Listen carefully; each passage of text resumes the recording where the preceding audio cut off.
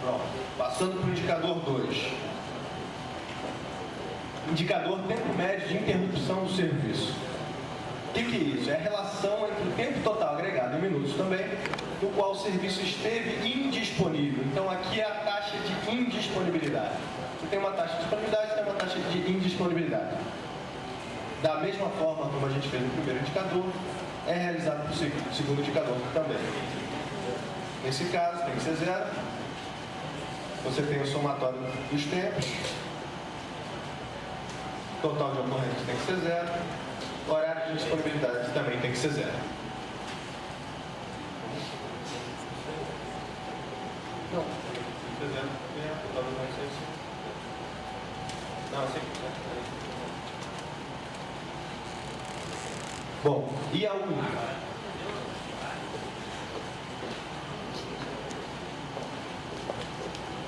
Taxa de resposta ao usuário. Isso aqui eu vou deixar para o Léo comentar um pouco. Envolve aí também uma parte de cobrança e de parte econômica. A taxa de resposta ao usuário, a definição seria isso aqui, a relação percentual entre o número total de reclamações e solicitações de serviço, adicionado ao número total de correspondências que envolvem reclamações e solicitações de serviço recebidas pela prestadora e respondidas, no caso solucionadas, que foi devidamente atendido, em até 5 dias. Então, como o Humberto está falando, esse também é outro indicador que tenta mostrar, não na nossa fiscalização de tenta mostrar a vocês mesmos se fiscalizando, não é na tela, vendo como é que está sendo o atendimento ao usuário, questão de qualidade do serviço, esse tipo de coisa.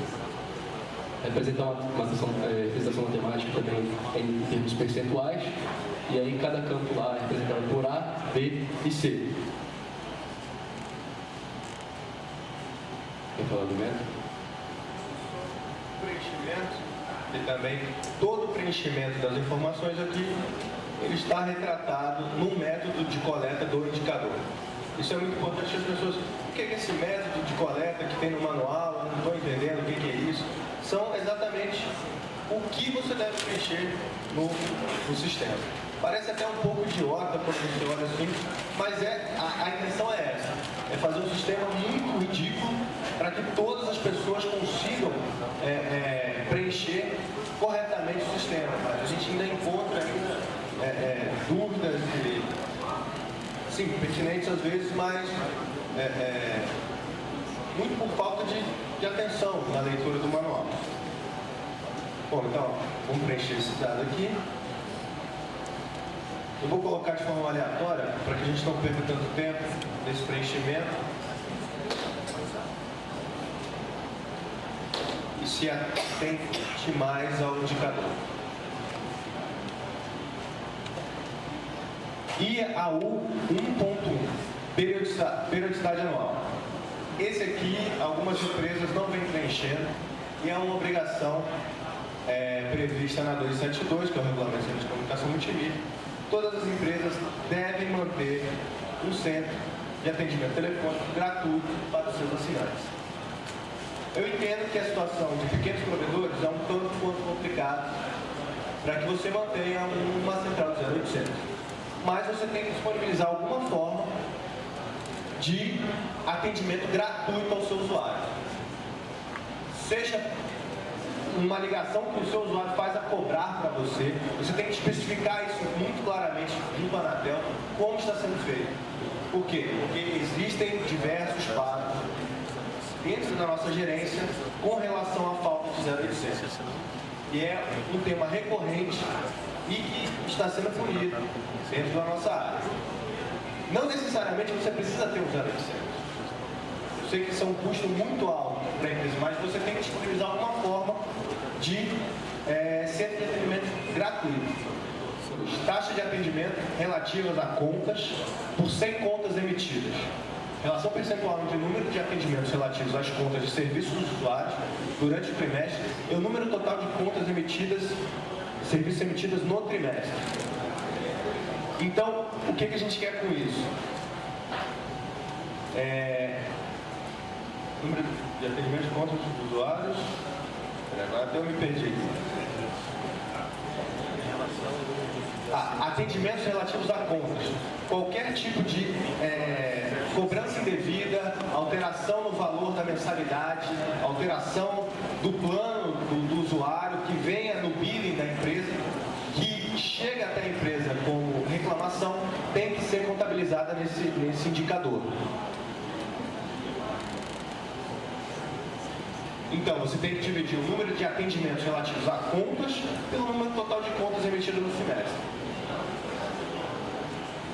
Não só reclamação, como esclarecimento a respeito da cobrança, por que eu estou pagando isso, etc. Exato. Então, vamos preencher esse indicador. O nosso tempo já está se acabando. Vou fazer de forma... Colocar 0. Total de contas 150.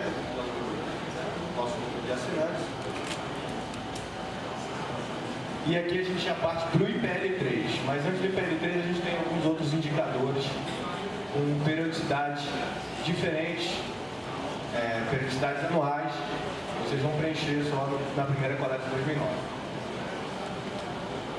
Bom, esse indicador também é um indicador que muitos têm dúvida com relação à parte de rede de fibra ótica.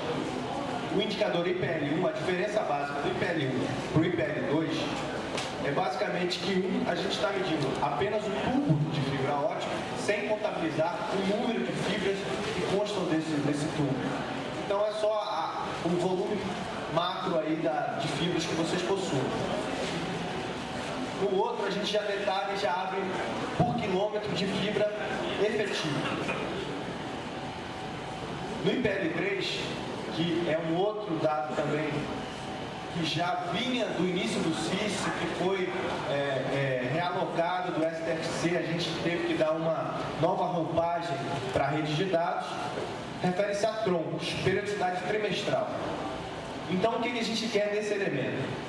São os elementos da rede de distribuição e core da rede, excluindo todos os acessos de última milha. O indicador, então, vocês vão ter que informar